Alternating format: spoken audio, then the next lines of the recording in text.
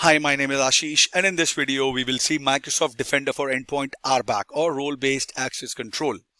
Defender for Endpoint RBAC is designed to support the tier or role-based model of choice.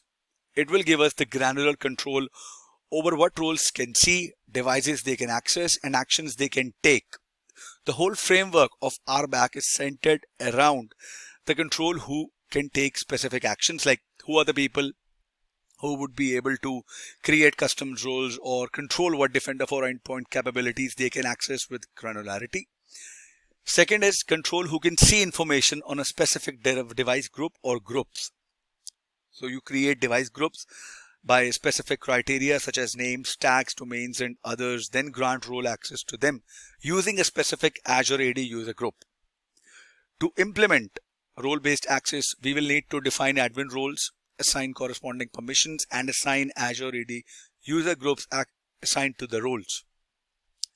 Make sure that you understand the roles that can grant permissions and the consequences of turning on RBAC, because on your first sign in to Microsoft 365 Defender, you are granted either full access or read-only access.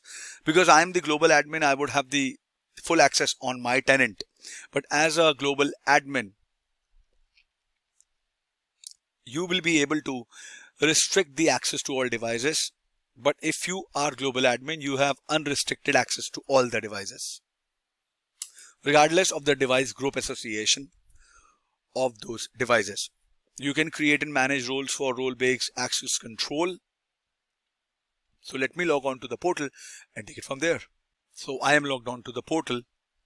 Make sure you are the security admin or a global administrator role assigned to your user account. I am the global admin on my tenant.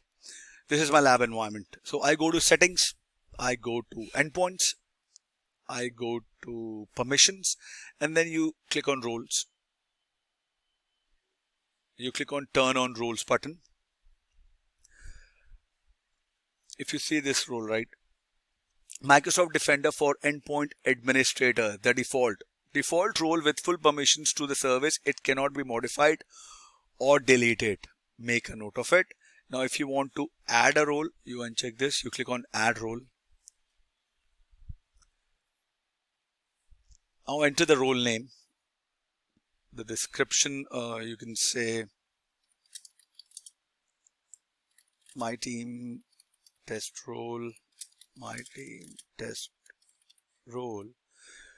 You have the permissions, security operations. You can read about it, what this permission would do. And then let's say you don't want to give any of the below permissions, right? So you only giving the view data permissions on threat and vulnerability management and security operations, and it will have the view access on dashboard, incident alerts, automated investigations, advanced hunting, security operation data schemas, etc. Right? So you click on next. Now you assign the users.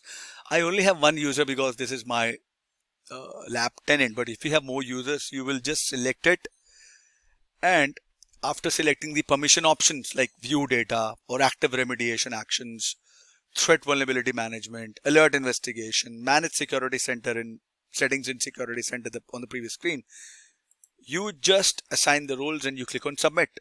That is how you will be able to manage the access.